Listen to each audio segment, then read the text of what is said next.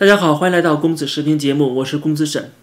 最近在网上有一个影片，大概2分多钟，也是有很多人在传阅啊。这个影片是中国地产大亨王石在庆祝他的朋友儿子的婚礼。那这个影片为什么大家都去传阅呢？就是因为这当中他夹带了私货。我在分析之前，大家先一起来看一下。大军兄好，嫂子好。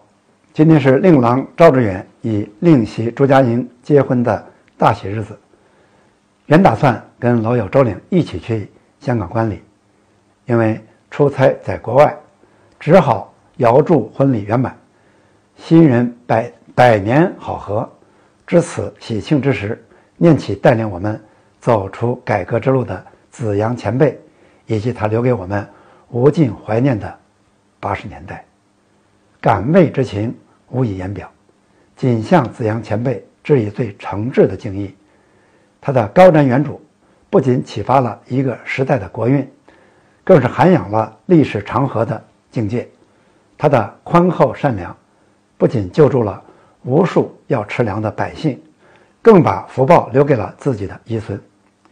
子阳前辈会知道改革开放的一代人蓄聚的能量，会知道他的儿女及后辈继承的辉煌，也会知道他的长子长孙赵志远事业有成，并在今天与他的同学同样事业有成的朱佳莹喜结连理。这个新郎的父亲是他的朋友，叫赵大军，这个新郎叫赵志远。他们是什么人呢？赵大军的父亲就是中国前国务院总理、中国共产党的总书记赵紫阳。也就是说，王石在借由庆祝赵紫阳孙子的婚礼这个契机，表达了他对赵紫阳的赞颂。王石在借由给赵紫阳孙子婚礼的庆祝的影片当中，实际上传达了一个信息，就是他对过去改革开放时代的缅怀。他在这里边讲到了，他原话是令人无尽怀念的80年代，还有什么改革开放的一代人。什么意思？现在还是改革开放吗？现在不是了，现在已经进入了改革开放的倒退期。改革开放之前的毛泽东时代的那个什么打土豪分天地啊，什么社会主义改造啊，什么爱国爱党的意识形态的宣传呐，敌视西方的这种狭隘的民族主义啊，全部都回来了，现在不是吗？所以说改革开放已经终结，大量的外资撤离，中国的民间资本被政府严格的管控，地方政府的权力也都被收归中央，习近平定于一尊，成为伟大领袖。所以像王石这些人，他们都是改革开放的受益者，所以他们当然对现在的政权、现在的习近平时代表示不满，所以他通过这种非常隐晦的手段表达了这种不满。毕竟赵紫阳是多么敏感的一个人物，一般人不会去提他，你提他也是私下里提，你不会把这个视频还放到微博上面，还让所有人都看到。这当然是一种政治上的宣示，或者说他在做一个自己个人的政治上的表达。而且赵紫阳是被共产党打入冷宫的人，他在6四期间支持学生反对镇压，后来被革职查办，后半生一直在居家软禁当中度过。所以你不仅提他，而且还去公开的赞颂他，你是什么意思？你是不是跟现在的共产党是对着干嘛，对吧？所以说你可以看到他的这种不满情绪通过这种方式表达出来了。那么王石这样的人，我们先分析一下，他们代表的是改革开放的既得利益，对吧？他们是跟体内有密切的关系。王石是中国数1数2的地产商万科集团的创始人。我们都知道现在的中国房地产行业是一个什么状况，对吧？已经被政府压得喘不过气来了。王石本人，你可以说他不是一个官二代出身啊，但是也是一个体制内家庭。但是他的前妻其实是算是一个红二代啊。他前妻的父亲曾经担任过广东省的公安部长，然后他呢又是做地产的。大家都知道，做地产行业跟政府关系走的是最近的，因为他需要从地方政府那里买地，然后他还得跟中国的金融部门打交道，要从那儿贷款。所以说地产行业要比什么互联网新兴行业要跟政府的关系密切得多。所以说他既代表了体制内的既得利益，也代表了在改革开放期间所成长获得巨大财富的社会精英，甚至还有西方资本、外国政府的靠山。所以这些人如果他们拧成一股绳的话，真的能够让中国改朝换代的。这也是为什么共产党对他们是最忌惮的。习近平上台之后，对他们的收拾又加重了他们对现在习近平政府的不满。但是不满归不满，他们又能怎么样呢？现在我们可以看到了，经过斗争之后，几轮斗争之后，结果是什么？结果是他们只有2条路，要不然润出国，要不然进监狱。换句话说，就是要不然你在监狱里抱怨，要不然在海外抱怨。王石、潘石屹啊，这些人都是在海外抱怨，任志强、什么许家印，这都是在监狱里抱怨。现在还剩一个王思聪的老爸王健林，那我想可能是因为他跟习近平的家人有密切的关系，所以说现在还能够相安无事。之前我还做节目说，王思聪如果他像过去一样那么招摇的话，估计也得出事儿啊。不过现在看起来他似乎已经低调多了，所以我们不能只看一个表面。习近平在对付民间资本，在对付境外资本，为什么？它背后是有政治含义的，就是要把既得利益打散。它禁止的是2样东西，一个是团团伙伙，一个是妄议中央，对吧？团团伙伙就是什么？就是抱团取暖，形成了组织。共产党是最了解组织的，他们就是一个小型的组织，最后壮大到把这个国家都颠覆了。他们知道组织的能耐有多大，特别是当这个组织又有境外势力的支持啊，就像他们过去获得苏联的支持一样。所以他现在打击2类人，一个是地方政府的官员，通过反腐的手段；另外呢，就是通过所谓什么反垄断法这些手段去对付那些财阀、那些资本家。因为地方政府和资本家一结合，完了，中央就没戏唱了。所以习近平在过去这10年就是在做重新洗牌的动作。那重新洗牌你得有资本呢，地方政府不听你怎么办呢？对吧？他要把公检法和军队牢牢地掌握在手中。只有这种强制力的部门掌握在手中了，那你吹出大天也没用，你去把海外去写文章骂我没关系，反正我现在手上是有这样的权利，可以把你 crush， 要不然滚出去，要不然进监狱，对吧？就这么简单。所以过去习近平这10年就干这个事儿了。很多既得利益或者是体制内的改良派，他们不理解为什么不继续的改革开放下去了。他不是不想改革开放下去，他改不下去了。其实我们看到今天的习近平时代跟过去的邓小平时代有什么不同呢？不是他选择上的不同，是形势的变化迫使他选择不同。什么意思？对共产党来讲，现在有一个巨大的悖论，其实就是有2个选择摆在你的面前，一个是继续的改革开放，跟西方友好，然后引入外资，允许民间资本跟境外资本的结合，然后带动中国的就业，带动中国的经济发展，人民生活水平的提高，让地方政府有更多的权利去结合地方政府的情况发展民营经济，继续的招商引资啊，这是一方面，就是改革开放的那个条路线，这是强调经济表现。那另外一条呢，就是强调政治安全。你要强调政治安全，就必须要集权。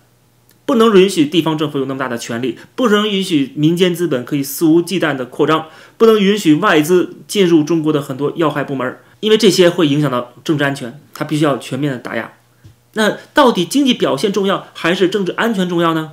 其实对共产党来讲一直都没有改变过，政治安全永远是最重要的。这也是为什么邓小平会反对资产阶级自由化，这也为什么邓小平会有所谓4个坚持。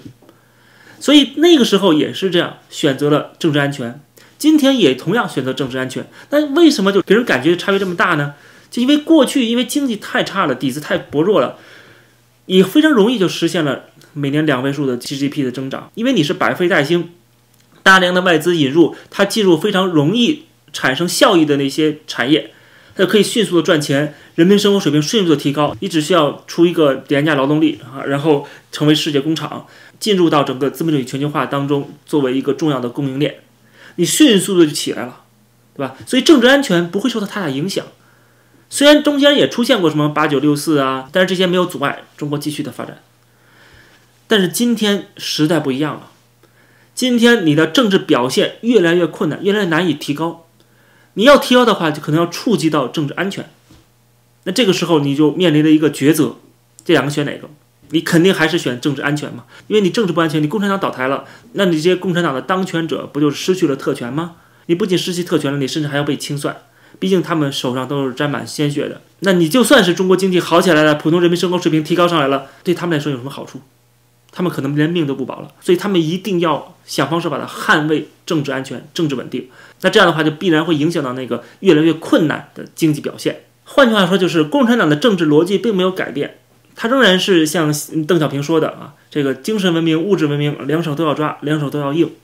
但是现在就是说越来越难抓住那个精神文明了，那你只能2只手只能腾出1只手抓其中一个东西，那它就只能牺牲经济表现，保住政治安全。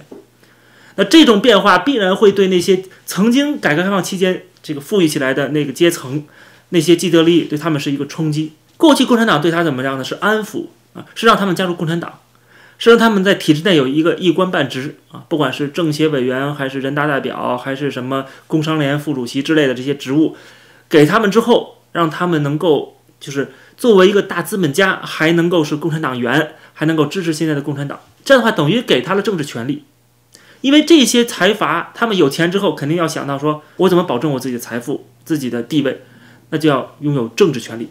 那在民主国家呢，是通过资助一些agenda， 资助某些议题，不管是资助民间机构啊，还是资助那些政客的候选人呐，通过这种方式来为自己的经济利益服务。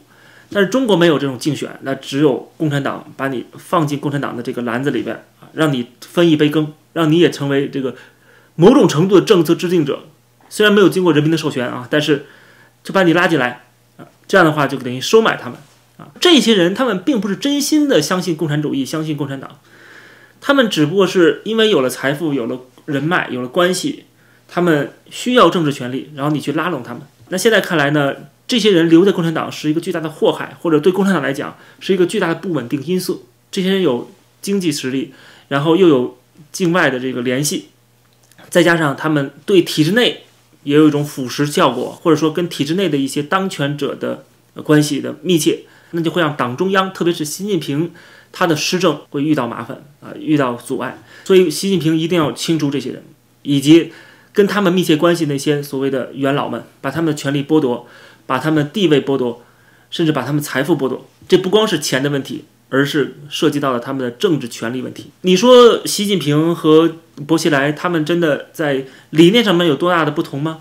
薄熙来在重庆的唱红打黑，我还不了解吗？当时我是在亚洲周刊实习，我当时就听到了同事说，亚洲周刊收了薄熙来的钱，宣传经费，来吹所谓的重庆模式。现在的习近平所作所为，不就是把重庆模式唱红打黑给全国化了吗？所以他们之间的冲突不是理念上的冲突，更多的是政治上的斗争。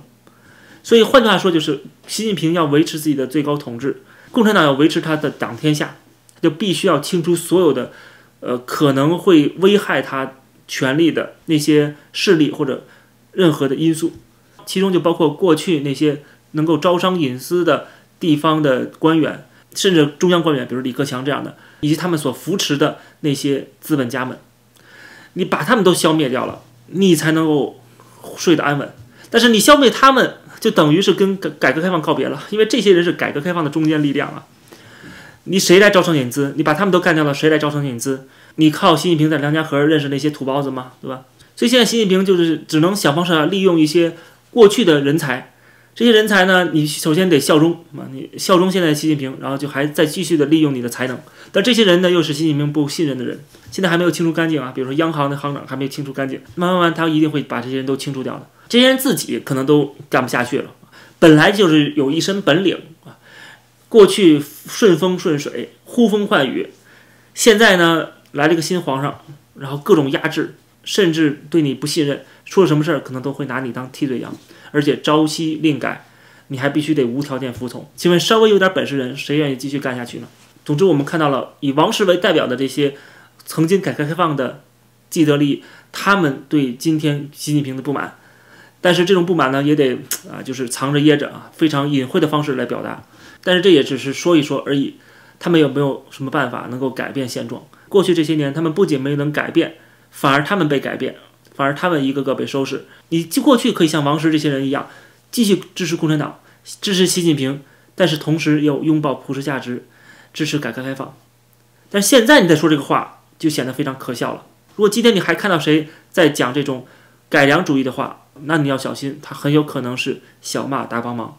他帮了半天忙之后，他自己可能都不被今天的习近平所信任。好，这期节目就跟大家先聊到这儿，感谢大家收看，欢迎大家点击订阅这个频道，也欢迎大家加入会员来收看我会员专属的影片。我们下期节目再见。